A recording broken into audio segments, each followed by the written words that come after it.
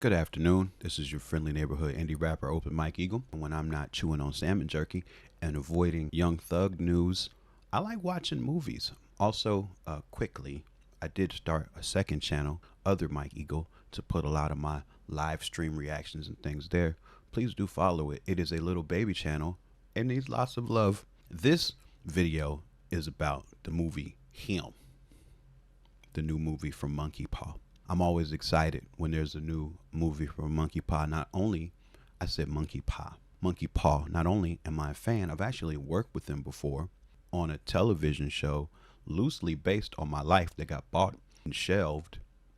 If you'd like to hear about that, put dang Mike in the comments, and then if enough people say dang Mike in the comments, then I might make a video about that show. My short description of the movie Him that I came up with while I was watching it is that this would be like if film director Joe Dorowski made The Substance about Patrick Mahomes.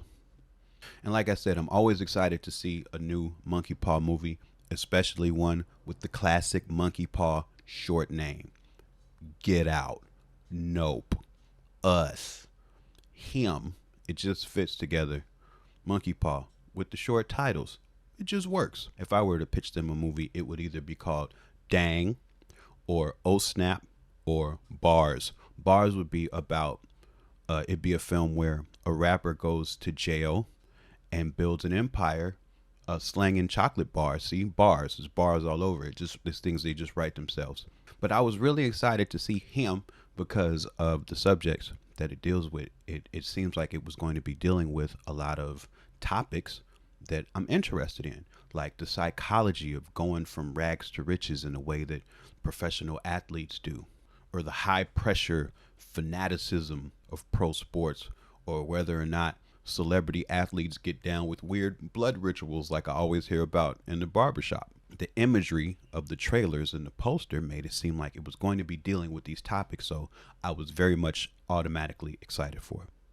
So I start watching this movie, and one of the first things I notice is that a lot of the shots are set in football games, NFL scaled football games, where there needs to be a stadium full of people making noise in order to have the scale come across. I could tell very easily that they didn't want to spend the money it would have taken to fill a real stadium full of real people to shoot those shots. So they did a lot of green screen stuff and used a lot of canned crowd noise. And that's, like I said, it's very understandable. It's very expensive to fill a real stadium with real people. And you might be right now asking yourself, so the fuck what, Mike? Who cares? Or if you're British, you might be like, what you going on about, mate? And I understand that in either accent. I get it. But this is the thing. I bring it up because of this. The green screen and the canned crowd noise, especially when they were showing the announcers of the game, it made me think about another sports thing that Jordan Peele was involved in. And that being, of course, the East-West Bowl. Welcome to the annual East-West Bowl. C.J. Jackson, Wayne State University. Javarius Smith King, Merrimack College. Now, the East-West Bowl is one of the funnier things I've ever seen in my life. I remember one time I was watching Key and Peele on an airplane, and the skit came on, and I laughed so hard that the passengers next to me were starting to get nervous. But again, the crowd noise and the visual setup of the games that they're presenting in the movie made me think of the East-West Bowl. And here's the problem with that. It gave me an intrusive thought that I could not get rid of for the entirety of the time that I was watching this movie. And that absurd intrusive thought is that the movie Him is set in the East-West Bowl universe. Now, it's not really set in the East-West Bowl universe, but I really enjoyed thinking that it was. I love thinking that we might in the future get an origin story about Osmataz Buckshank, or an NFL film style documentary about the player formerly known as Mouse Cop. The real problem with this thought is that it made me want to laugh at every serious thing in this movie. That was a problem in my mind. You seeing the movie may not have this problem, but the way that my mind works is if this movie is set in the East-West Bowl universe, then none of this can be taken seriously, even though very serious things happen in the movie, like head trauma. The next thing I noticed about this movie is that the two football teams presented, these two big NFL-sized franchises, were called the Saviors and the Masons.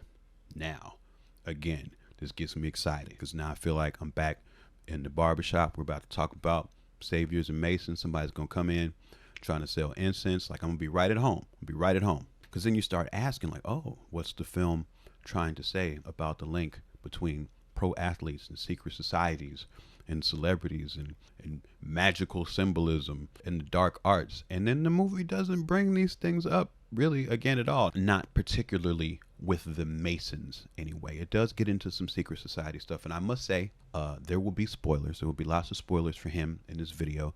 I should have said that at the beginning, but I didn't, so I'm saying it now. I'm betting that further references to the Masons in this movie, particularly to link the team, the Masons, with the idea of secret societies, probably was in the movie at some point, and I bet that it got cut. This movie has a very, very short runtime considering who the filmmakers are and the subjects that it's trying to deal with. So I imagine there's lots more stuff that it wanted to say that got cut. I would have liked to have heard more about the Masons. I would like to have heard more about protagonist Cameron Cade, who I would just call Patrick Mahomes from here on out. I would like to hear more about Patrick Mahomes' transition from relatable family man to guy who hangs out with big booty white women by the pool. And again, spoilers, I really wanted to understand what Marlon Wayans' plan was by putting his blood into Patrick Mahomes. Was his consciousness also going to transfer into Patrick Mahomes?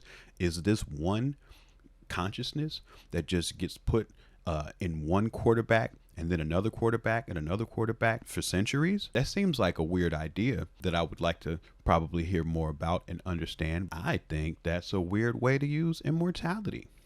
If I had immortality, would I use it as a way to stay young and rich? Probably. Would I use it to play a sport where I could get hit and all of the bones could pop out of my leg, though? Probably not. I would avoid that. You could be a young rich banker or a young rich patent holder, and in that way you can use your immortality to stay young and rich, but also keep all the bones in your leg.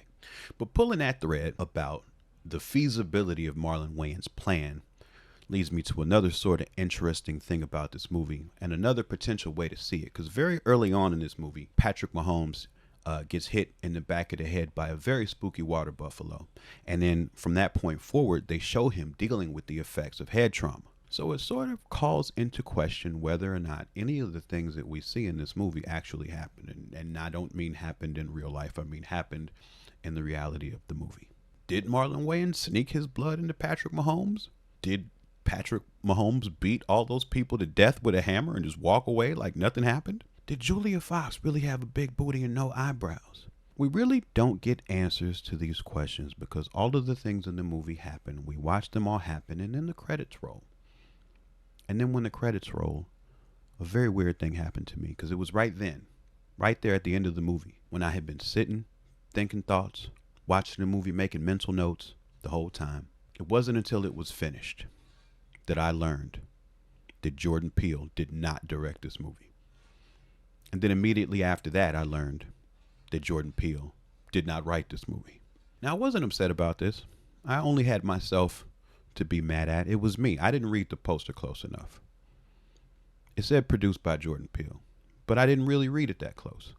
I just saw Jordan Peele's name. I saw the classic Monkey Paw very short title, and my brain filled in the blanks. I just assumed. And when you assume, you make a big booty out of you and me. That's the classic phrase as I've always heard it. But suddenly there in the theater, I felt like Patrick Mahomes after being hit in the head by a big spooky water buffalo.